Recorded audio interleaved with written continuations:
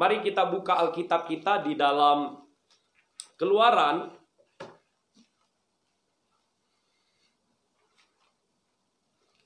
pasalnya yang ke-40, ayatnya yang ke-33 sampai ayatnya yang ke-34.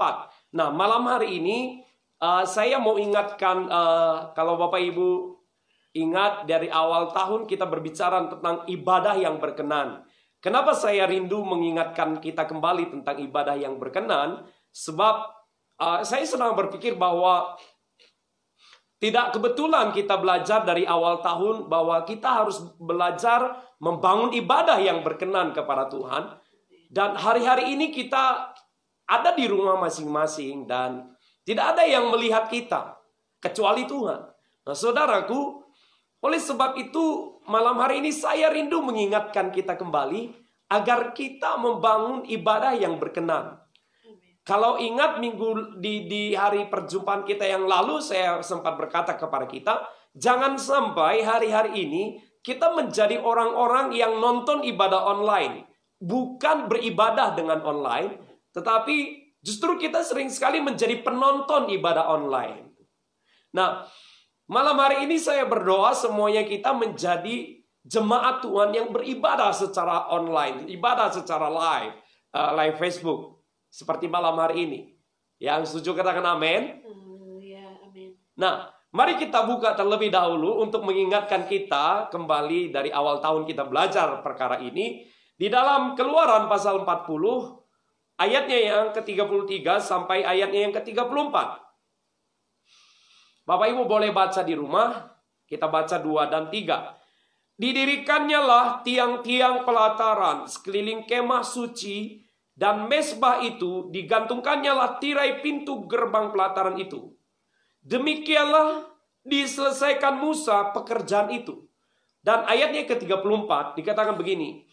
Lalu awan itu menutupi kemah pertemuan dan kemuliaan Tuhan memenuhi kemah suci itu. Sekali lagi. Didirikannya lah tiang-tiang pelataran sekeliling kemah suci dan mezbah itu, dan digantungkannya lah tirai pintu gerbang pelataran itu. Demikianlah diselesaikan Musa pekerjaan itu. Nah, saudara, dari ayat-ayat sebelumnya, Musa disuruh oleh Tuhan untuk membangun yang namanya tabernakel Musa. Ya, atau kita kenal sekarang juga itu bait Allah atau bait suci. Nah, tabernakel Musa ini adalah lambang dari seluruh peribadatan orang Israel sampai hari ini. Dan bahkan sampai hari ini di generasi kita juga banyak melakukan, kita juga mengikuti pola-pola yang ada di tabernakel yang dilakukan oleh Musa. Tuhan menyuruh Musa agar Musa membangun bait Allah atau tabernakel, dan Musa harus membuat sesuai dengan apa yang dipolakan oleh Tuhan. Tuhan memiliki pola, Tuhan memiliki corak, dan Musa melakukan seperti corak yang Tuhan mau. Dan ayatnya yang ke-33 tadi dikatakan, demikianlah diselesaikan Musa pekerjaan itu. Demikianlah diselesaikan Musa bait Allah. Demikianlah diselesaikan Musa tabernakel itu. Atau kalau saya bahasakan malam hari ini, demikianlah diselesaikan Musa semuanya pola atau tata cara ibadah yang harus dilakukan oleh Musa dan harus dibagikan kepada orang Israel. Nah, saudara, ketika Musa selesai membuat tabernakel atau pola ibadah yang berkenan di hadapan Tuhan, maka ayat 34 dikatakan begini. Lalu awan itu menutupi kemah pertemuan. Ada awan kemuliaan, dan kemuliaan Tuhan memenuhi kemah suci itu. Saudara, Musa menyelesaikan ibadah yang berkenan di hadapan Tuhan. Bukan ibadah yang main-main. Makanya saya ingatkan lagi malam hari ini. Kita boleh di rumah. Tapi saya berkata begini. Di rumah pun kita boleh berjumpa dengan Tuhan.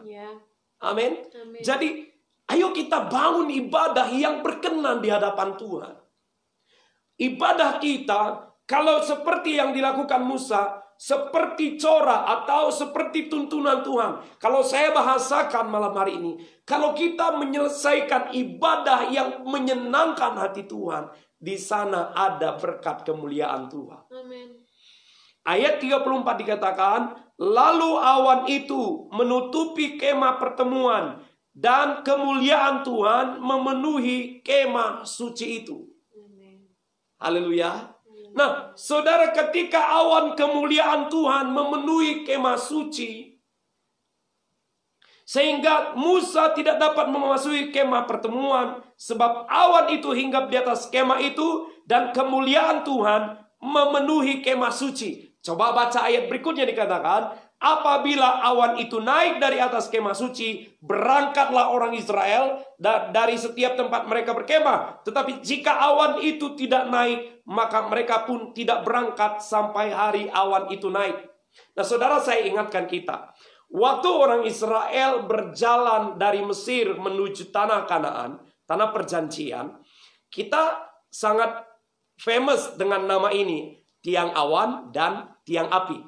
Tiang awan akan melindungi orang Israel dari panasnya terik matahari, sehingga mereka teduh berjalan di padang pasir, di padang gurun. Dan tiang api itu akan memberikan penerangan dan memberikan kehangatan bagi mereka pada malam hari. Kita sangat familiar dengan bahasa itu. Tapi tahukah Anda bahwa tiang awan dan tiang api itu adalah, kalau saya simpulkan, itu adalah berkat perlindungan dan penyertaan Tuhan kepada orang Israel. Dan tangkap kebenaran ini. Itu tidak terjadi secara tiba-tiba, tetapi tiang awan itu ada dan tiang api itu ada. Itu karena Musa dan orang Israel menyelesaikan ibadah yang berkenan di hadapan Tuhan. Nah, malam hari ini, ayo kita belajar bahwa ketika kita melakukan ibadah yang menyenangkan hati Tuhan, percayalah, maka ada berkat perlindungan yang akan menyertai kita. Sama seperti berkat perlindungan yang melindungi orang-orang Israel. Amin. Sekali lagi, saudara, tiang awan dan tiang api. Tiang api yang memberikan kehangatan pada malam hari dan memberikan penerangan bagi orang Israel. Dan tiang awan pada tengah hari yang memberikan kesejukan bagi mereka dari teriknya panas matahari di padang gurun. Saudara, itu datangnya sebab Musa membangun ibadah atau rumah ibadah waktu itu, pola ibadah yang sesuai dengan yang Tuhan mau. Jadi malam hari ini, semuanya kita, Jemaat CLA Permai Jaya, bahkan semuanya teman-teman yang bergabung di dalam live Facebook malam hari ini, ayo tangkap kebenaran ini. Ketika kita beribadah menyenangkan hati Tuhan, maka lihat kita akan menikmati berkat perlindungan Tuhan. Kita akan menikmati yang namanya berkat penyertaan Tuhan. Amin.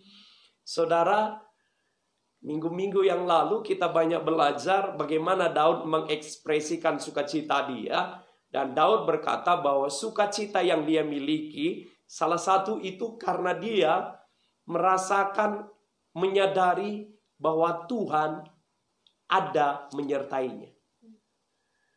Nah, kalau kita berjalan di dalam kehidupan yang sukar hari-hari ini, saudara, kalau kita tidak menyadari Tuhan melindungi kita, kemanapun kita takut, saudara. Kemanapun kita takut.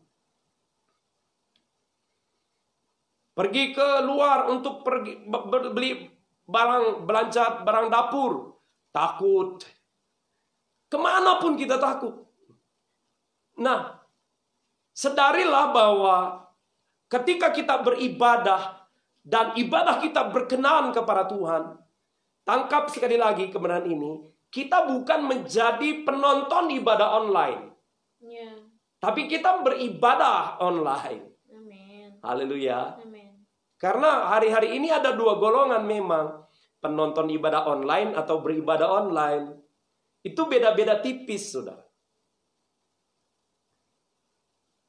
Jangan sampai kita berpikir bahwa kita sudah beribadah padahal kita tidak menyenangkan hati Tuhan. Makanya di hari Minggu, Ibu Pastor sudah menyampaikan kepada kita, zaman ini apa yang dipesankan oleh Paulus kepada Timotius itu sangat digenapi, saudara. Banyak orang akan mencari apa yang dia mau. Kalau orang mau mujizat saja, dia akan melihat hamba-hamba Tuhan yang berbicara tentang mujizat. Dia tidak kenal hamba Tuhan, itu tidak apa-apa. Yang penting dia dengar mujizat. Ada orang melihat yang lucu-lucu, dia kenal hamba Tuhan itu, dia tidak masalah, tapi dia akan melihat yang khotbah yang lucu-lucu. Tapi tahukah Anda bahwa di dalam Alkitab ada yang dinamakan dengan gembala? Kenapa sih ada gembala? Dan saudaraku, semakin zaman ini, semakin di akhir zaman ini, semakin sedikit orang yang suka digembalakan, saudara. Dan beberapa waktu lalu juga sebelum PKP, kita sudah belajar bagaimana seorang jemaat boleh mendengar suara Tuhan. Dia mesti digembalakan. Nah, hari-hari ini cara kita mengembalakan ya dengan cara begini, karena social distancing ini kita belum dapat face to face semuanya dengan jemaat Tuhan. Tetapi saya berkata begini, ayo tetap setia. Amin. Tetap setia. Anda mau beribadah dengan menyenangkan hati Tuhan, salah satu ikut rule-nya Tuhan. Ikut coraknya Tuhan atau ikut polanya Tuhan. Dan pola Tuhan itu Tuhan izinkan lewat hamba-hamba Tuhan yang ada, yang melayani. Kalau di gereja itu berbicara tentang gembala. Sebab itu ayo beribadah dengan cara yang berkenan. Bukan ibadah yang suka-suka kita. Apalagi saudara kalau hari Minggu misalnya. Hari Minggu semua orang live streaming, live Facebook, YouTube, semua, Instagram semua. Tangan kita tergantung kita menjaga atau tidak.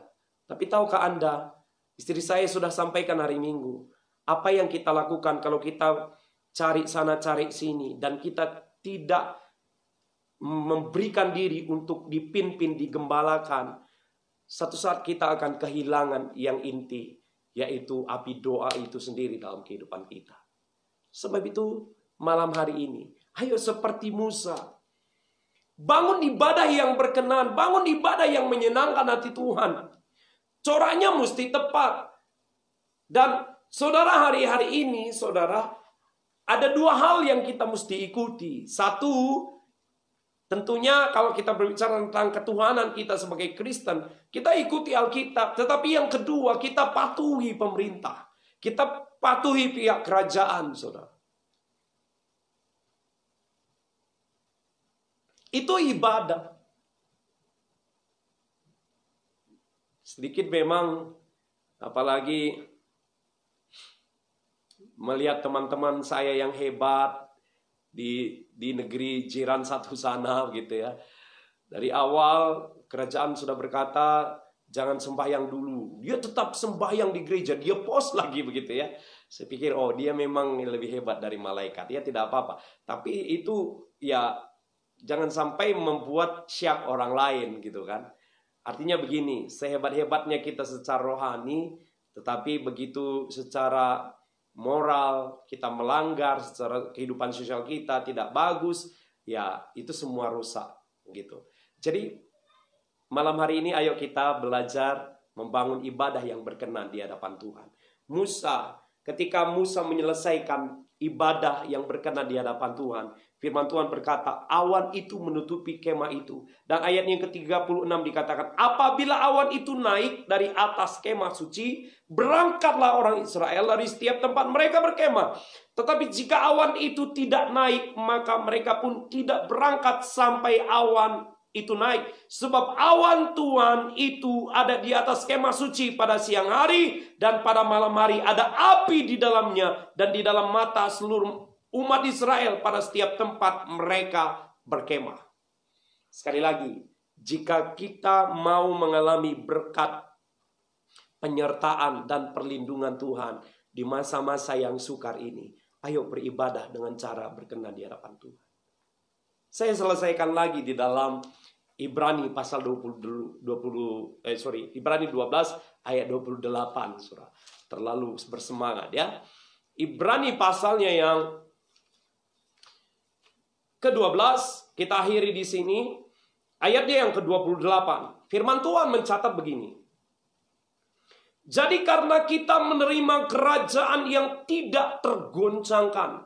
Nah saudara, saya mau terjemahkan dengan menghubungkan ayat awal kita tadi, cara ibadah yang berkenan. Itu kira-kira itu kira-kira kerajaan yang tidak tergoncang itu adalah ketika kita hidup disertai dan dilindungi oleh Tuhan. Itu kerajaan yang tidak tergoncangkan. Nah, karena kita menerima kerajaan yang tidak tergoncangkan, marilah kita mengucap syukur dan beribadah kepada Allah menurut cara yang berkenan kepadanya dengan hormat dan takut. Jadi kita harus beribadah dengan hormat dan takut akan Tuhan. Kita harus menghormati Tuhan dalam ibadah kita. Amin. Ketika kita menghormati Tuhan, maka di sanalah ada awan kemuliaan Tuhan. Sama seperti orang Israel, pada malam hari ada tiang api dan tengah hari ada tiang awan. Tiang api membuat mereka tetap hangat walaupun malam hari. Tetapi tiang awan membuat mereka juga tidak kepanasan pada tengah hari. Dan itu yang membuat mereka bersuka cita. Sebab itu dimanapun kita berada malam hari ini, bagian kita, ayo kita membangun ibadah yang berkenan, menyenangkan hati Tuhan. Sehingga ketika kita beribadah menyenangkan hati Tuhan, kita pun sama seperti orang Israel, kita mengalami berkat penyertaan dan perlindungan Tuhan. Ketika kita ada di rumah, rumah kita dilindungi. Ketika kita ada di rumah, rumah tangga kita dipeliharakan oleh Tuhan. Ketika bagi kita yang keluar bekerja, kemanapun kita berjalan, kita dilindungi oleh Tuhan. Karena Dia adalah gembala. Kemanapun kita berjalan, sekalipun di dalam kesulitan, Dia sudah mendahului kita. Ingat Daud ketika dia berkata-kata, Tuhan adalah gembalaku. Saudara, dia seperti gembala kepada dombanya. Sebelum dia membawa dombanya ke padang, dia melakukan pembersihan di padang. Sehingga dia menjanjikan kepada dombanya, tidak ada binatang yang berbisa di padang itu. Sehingga dia membawa dombanya ke sana. Ingat, ketika kita beribadah, menyenangkan hati Tuhan, percayalah ada berkat perlindungan yang akan senantiasa menyertai kita, memagari kehidupan kita kemanapun kita pergi. Amen. Dan inilah yang menjadi bagian kita. Tetap beribadah dan ibadah dengan setia. Amen. Menghormati Tuhan. Salam sukacita bagi kita semua. Tuhan Yesus memberkati.